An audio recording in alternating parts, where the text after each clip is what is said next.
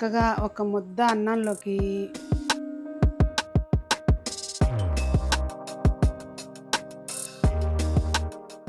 నిజంగా ఒక రేంజ్లో మొదటి ముద్ద మా చింతలకి దా. ఎట్లా ఉంది సంజు? నిజంగా చాలా బాగుంటుందండి, ట్రై చేయండి. ఈ జన్మమే రుచి చూడడానికి దొరికెరా. బాబా బాబా, ఈ లోకమే వండి వాచడానికి వేదికరా.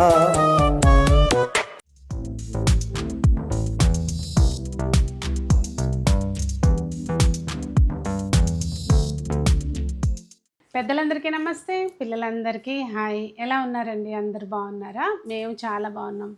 మీరు కూడా చాలా చాలా బాగున్నారని ఆశిస్తున్నాను. ఈరోజు అయితే చాలా స్పెషల్ రెసిపీ అండి. మీరు చక్కగా అన్నంలోకి, లేదు అంటే దోశల్లోకి, టిఫిన్స్లోకి, దేనిలోకైనా కూడా బాగా సెట్ అవుతుంది. జర్నీలో మీరు తీసుకుని వెళ్ళొచ్చు. మీ వెంట ఊరిస్తుందని అనుకోకండి. ఉల్లికారం చేసుకుందాము. చాలా చాలా బాగుంటుంది, నిలవ ఉంటుంది చక్కగా ఒక 40-50 రోజుల పాటు. అంటే అన్ని రోజులు స్టోర్ చేసుకోవచ్చు. కాకపోతే మీ ఇంట్లో అది అన్ని రోజులు ఉంచుతారా లేదా అనేది డౌటే. మా ఇంట్లో అయితే ఉండదండి. ఇంకా లేట్ చేయకుండా రెసిపీ చూద్దాము. ఫస్ట్ అయితే మనం ఇదిగోండి ఉల్లిపాయలు ఇట్లా పొడవుగా కట్ చేసుకోవాలి సన్నగా. ఇక్కడ 100 ml వరకు ఆయిల్ తీసుకున్నానండి. అయితే మూకుడు చిన్నది పెట్టుకుంటే ఏంటంటే మనకి తక్కువ ఆయిల్లోనే వేయించుకోవచ్చు. ఇప్పుడు ఇక్కడ నేనైతే పెద్దవి ఒక 3 ఉల్లిపాయలు కట్ చేశాను అనమాట. 2 సార్లుగా వేయించుతున్నాను. ఇది మన ఫస్ట్ స్టెప్. ఒక మీడియం ఫ్లేమ్లో పెట్టుకుంటే ఇది నెమ్మదిగా ఎగుతూ ఉంటుంది. ఈ లోపల మనం మిగిలిన మసాలా ప్రిపేర్ చేసుకోవచ్చు. ఇది మనకి ఫ్రైడ్ ఆనియన్స్ లాగా డీప్ ఫ్రై చేసుకోవాలండి. మనం ఫ్రైడ్ ఆనియన్స్ ఎట్లయితే చేసుకుంటామో సేమ్ అలాగే మంచి డార్క్ కలర్ వచ్చేలాగా వేయించేసుకుని క్రిస్పీగా తీసుకోవాలండి. రెండో వాయి కూడా ఇదే పద్ధతిలో వేయించుకోవాలి. 2 వాయిలు వేగిన తర్వాత ఇదిగోండి ఒక బౌలు వేరుశనగ గుళ్ళు. ఇవి మీరు ఆయిల్లో కాకపోయినా విడిగా అయినా డ్రై రోస్ట్ అయినా చేసుకోవచ్చు.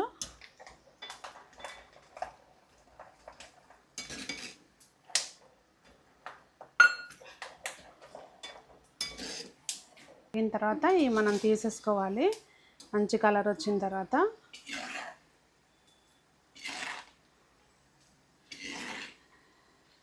ఇవి మనం ఏదన్నా ఒక పేపర్ టవల్లోకి వేసుకోవచ్చు అండి. కానీ నేనైతే ఏం వేయట్లేదు. అవన్నీ తెలియకుండా లింక్స్ అన్నీ మన లోపలికి వెళ్ళిపోతాయి. అందుకని చెప్పి నేను దానికంటే బెటర్ ఆయిల్ తింటమే.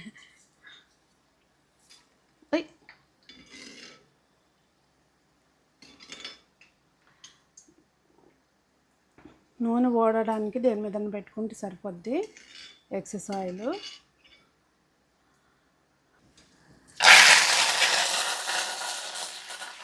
కరివేపాకండి ఒక బౌలు.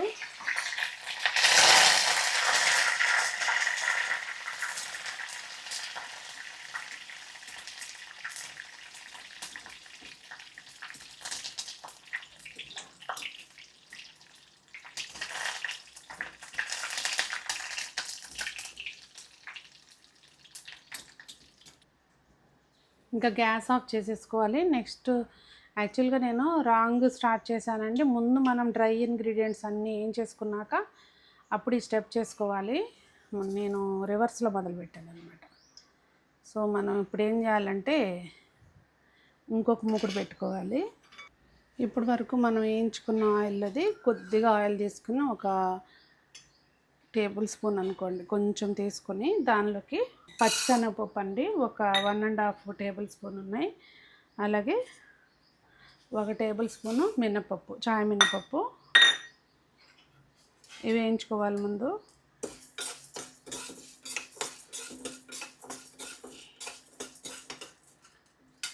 ఇవి కొంచెం సగం పైన వేగిన తర్వాత ఒక 3 టేబుల్ స్పూన్స్ ధనియాలు, అలాగే ఒక 2 టేబుల్ స్పూన్స్ పుట్నాల పప్పు అండి.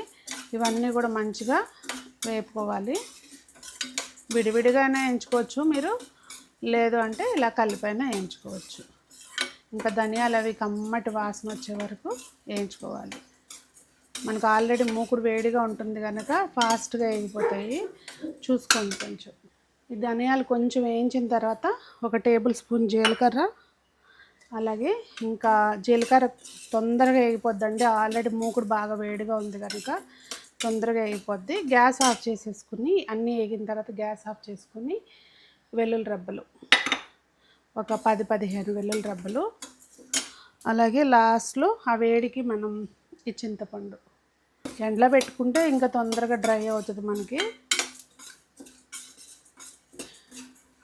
అన్నీ వేగిపోయినాయండి. చక్కగా గ్యాస్ ఆఫ్ చేసేసుకుందాం.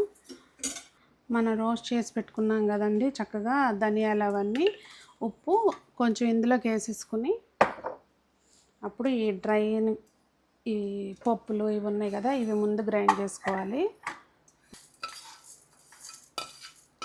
ఇప్పుడు ఇలా గ్రైండ్ చేసిన దాన్ని మనం పక్కకు తీసుకోవాలండి, అంటే వేరే బౌల్లోకి తీసుకోవాలి.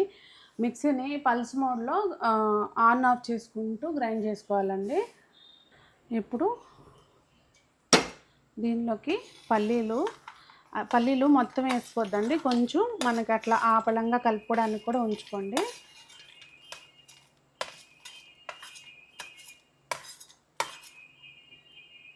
అలాగే కరివేపాకు, ఈ ఉల్లిపాయ కూడా మొత్తం అంతా వేయొద్దండి, కొంచెం ఉంచుకోండి. కొంచెం ఒక 4-5 రెబ్బలు కరివేపాకు ఇవి అలా ఉంచుకోండి, మొత్తం గ్రైండ్ చేయకోకుండా. దీనిలోనే కారం అండి మీ రుచికి తగినంత. ఇక్కడ నేను ఒక 2 స్పూన్స్ వేసాను. అలాగే ఇందులో మళ్ళీ కొంచెం ఉప్పు వేసుకుందాము. ఇంకెంతవరకు మళ్ళీ కోర్స్గా గ్రైండ్ చేసుకోవాలి. ఇది గ్రైండ్ చేసుకోవడమే కొంచెం చూసి జాగ్రత్తగా చేసుకోవాలండి. ఇప్పుడు దీనిలో సగం పార్ట్ తీసేసి ముందు మనం గ్రైండ్ చేసుకున్న ఈ పౌడర్ ఏదైతే ఉందో అది మిక్స్ చేసుకుని మళ్ళీ ఒకసారి ఒక తిప్పుకోవాలి. ఇది పక్కకు తీసుకుందాం విడిగా. వెల్లుల్లి రెబ్బలు ఇప్పుడు వేసుకోండి, సగం వెల్లుల్లి రెబ్బలు ఇప్పుడు వేసుకోండి. అందులో ఒక సగం, ఇందులో ఒక సగం.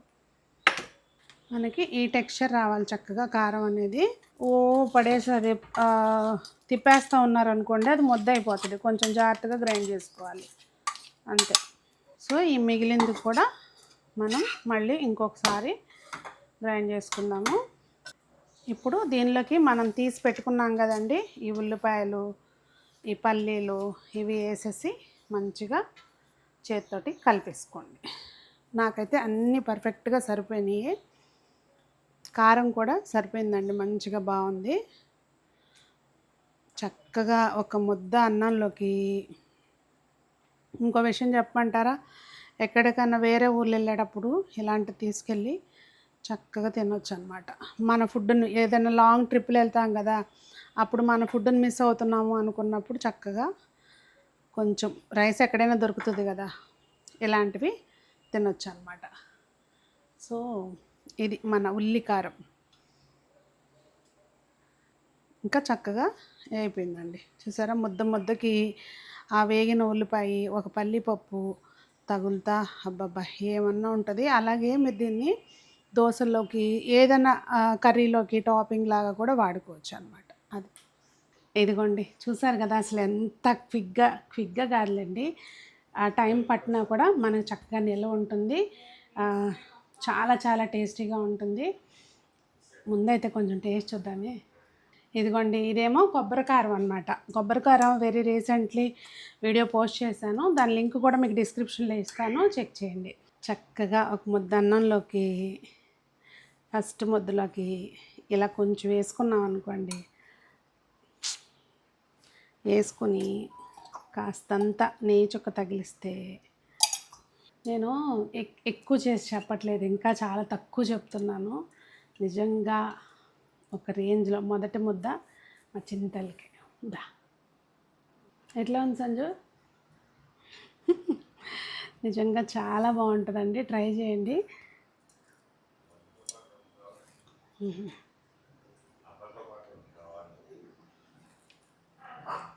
బాబా మీరు తినాలన్నమాట. నా భూతో నా భవిష్యత్ అని అనలేము, ఎందుకంటే మళ్ళీ మీరు చేసుకుంటారు కనుక. అది ఇంకా మీరు తప్పకుండా ట్రై చేయండి, ఎలా ఉందో కామెంట్ చేయండి. మరి అందరూ బాగుండాలి, అందులో మనం ఉండాలి అని కోరుకుంటూ మీ సునీత.